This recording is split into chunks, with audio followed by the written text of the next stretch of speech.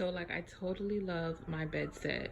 Like this is completely like my style. I just put it on the bed or whatever the case may be, but I'm just going to be doing a little bit of talking with you guys today to give you an update on what's been going on for the past week, last week included, but I just wanted to admire my bed set and I wanted you guys to admire it too. I've been in Paris. I went to Paris like a few years ago and this brings back very fond memories. And I just am in love with my bed set.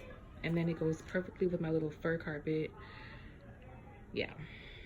So, must sleep in style at all times. Okay, guys. So, yeah. Y'all all up in my face, really. But, okay. So, what's been going on for the past, like last week, the past 2 weeks or whatever the case may be. So,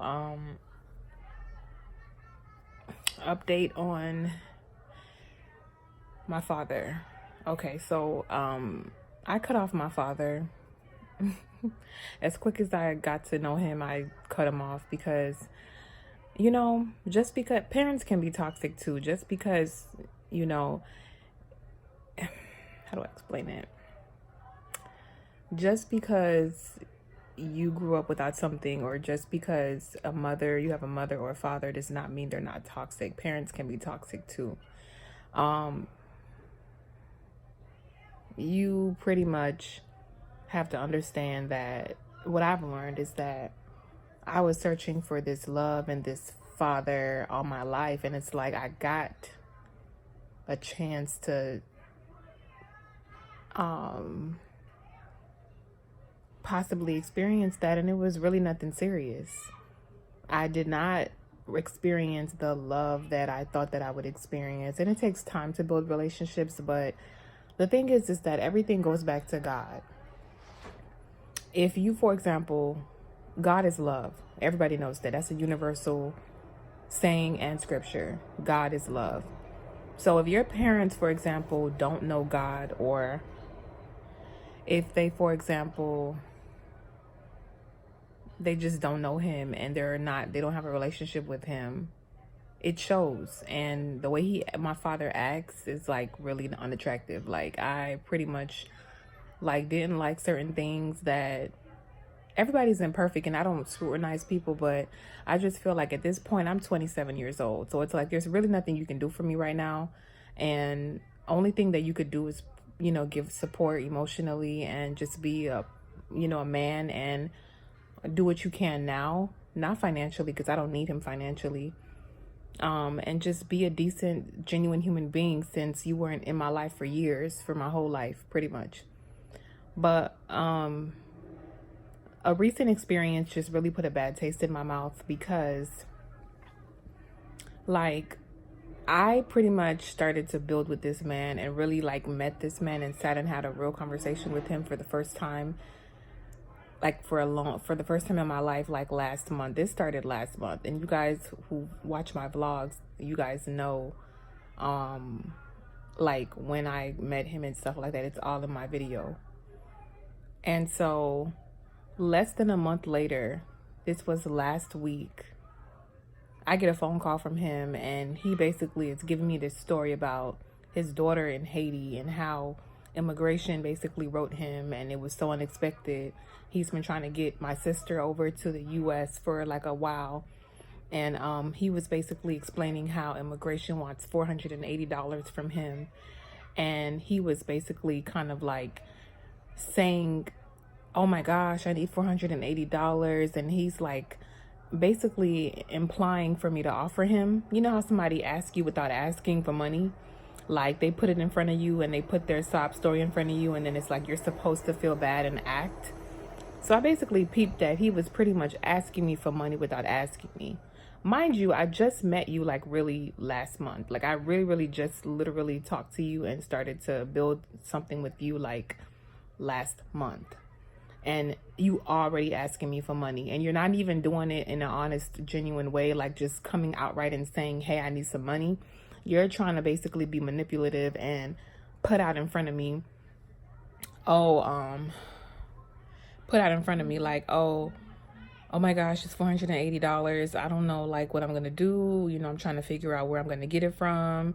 And he's like, oh, I'm like, well, how about you contact immigration and see if you can get like a postponing on whatever meeting you have to, you know, do with them, you know, whatever they're asking for. How about you try to postpone it? No, he's like really being really firm, like, no, it's something that's been sitting for so long, they're not gonna do that. Like, he's not even trying to like, you know, make effort to call. Yeah, like he's not even trying to make effort to like try to call to see, well, you know, what they could do for him, or you know, what if he can get something postponed, or if if anything can be done for him to be able to be self-sufficient and like, you know, be able to be responsible as a man for his responsibilities. He comes straight to me.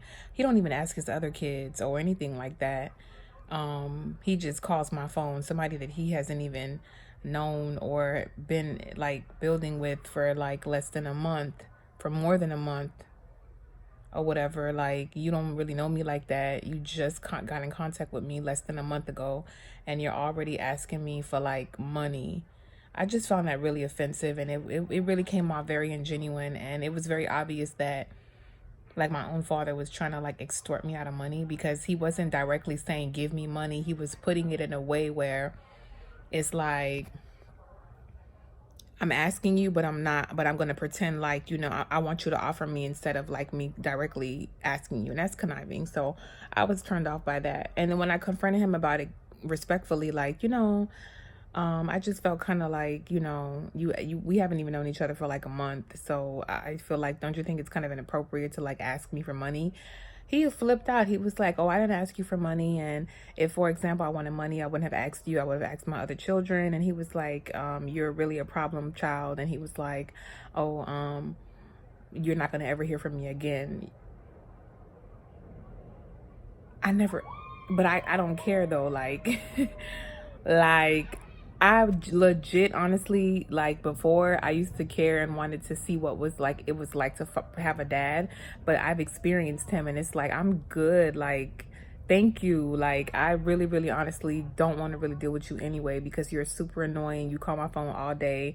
Like, no, like you're really toxic. And on top of that, to make matters worse, you're going to asked me for money. My mama had told me like, you want a relationship with your father, but you don't know your father like that. You know, he's gonna use you for money.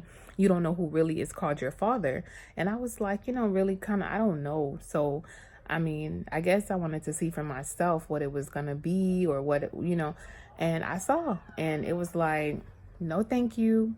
I like my life how it is. It's peaceful. Jehovah is my father. Like, I don't really need a physical father, because the one that I have really is not who I thought he could be, or who I thought he was. Like, I'm straight. Like, niggas is annoying. Like, I really, really, really honestly don't even understand why out of all the people my mother chose to have a child with him. I don't know. But all I know is that it was a learning experience, and I'm really relieved and happy that I got to at least experience, you know, what I was wanting and thinking about for so long in my life. I finally got to experience it, see it for myself, and realize I don't want it. I'm better off without it. Like, I'm good. You know what I'm saying? Everything that I've needed or wanted in life, I've received from Jehovah God, which is my father. And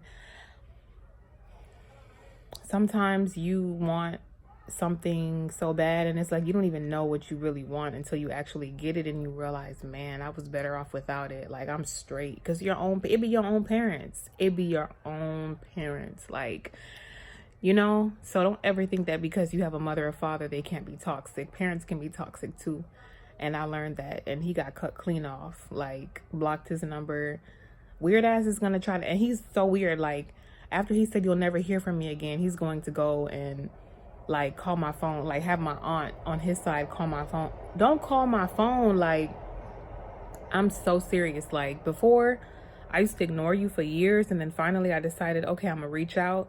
But this is it. Like, I reached out, I see what it is. You real like phony, and like you like a real bum out here. Like, you really out here like asking daughters that you've never even had a relationship for money, like on some conniving BS. And who wants that in their life? I'm straight. Like, I'm good. So that's the update on my dad. Now my vegan life. Veganism, I'm eating like vegan and I'm eating regular. And for real, like honestly, veganism is cool and all, but really one time I was straight up vegan and I had a low iron level in my body. I was so weak. I almost was hospitalized, y'all. This was a while back. I was weak. I was so febrile.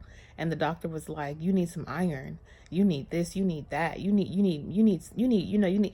So, and I was also reading articles on people who were vegan. This lady on the news was like, I was vegan and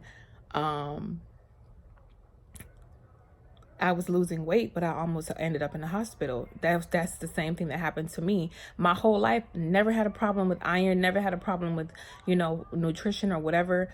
When I went vegan one time, like last time, I was at the urgent care because I was weak and I was about to pass out, and I didn't understand why. I was extremely lethargic, and they were like, your nutrition is not up to par, sweetie. And I was like, oh, I'm vegan. And they were like, oh, okay, well, you need some meat. And, basically, doctor sent me to go eat some meat. The doctor's supposed to respect, the patient's lifestyle. And it's like, if they're vegan, you cannot, as a physician, try to override their own lifestyle for, with your personal opinion. But she straight up told me, so you need some, you need this, you need that, you need this, you need that. And it was all meat. She didn't even care about me saying I'm vegan. It almost killed me. So for me, I'm not concerned. Like where I'm at in life, I'm really not concerned about like, oh, because people stress so much about how they look, and people stress so much about appearance, physical appearance. They got to be like a broomstick, they want to be a broomstick to be attractive. They feel like this is what makes them attractive. Go vegan, it makes you slim. That's what I was doing. Like I wanted to look good, but I already look good. And having meat on your bones, there's nothing wrong with that, as long as you're healthy and as long as you feel good. There's no point in going vegan or doing a certain diet, whether it's keto or whatever, or going to go do diet pills and stuff like that, if you're gonna pass out right after you lose the weight that you're trying to lose and die. You know what I'm saying? Like you want to be healthy and you want to enjoy the food that you eat. Some people go on diets and don't even like the food that they eat. Honestly, veganism, some foods I don't like. And the package that I got, I only like two things from the packages that I got from last time that I showed you. That's why I immediately went grocery shopping and started to cook on my own again, because I was like, I don't like none of this food. I only like two things, the smoothies and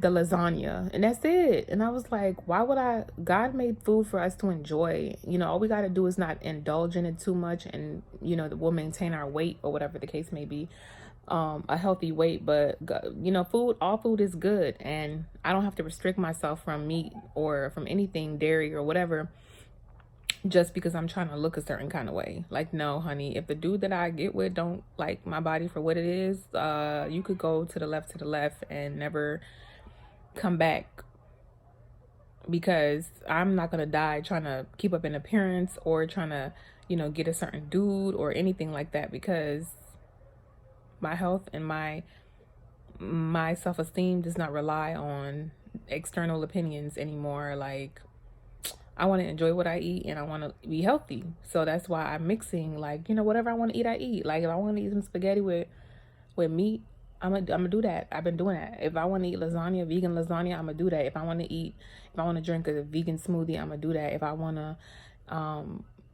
eat whatever I want to eat, I'm going to eat it in moderation and with proportion. But I'm not going to restrict myself. You know what I'm saying? If I just had today a short rib? My bad, y'all. But yeah, I was saying I had ribeye. I had a short rib steak today with soft polenta. It's like mashed potatoes, but like, yeah, it was bomb. So I eat whatever I want to eat, but I eat it in moderation, and I feel good. I don't have stomach issues like I was having. I don't have excess acid going on in my stomach. I'm doing good. So really, my whole thought process of health and wellness is refined. I'm not going to go to a water like diet pills or anything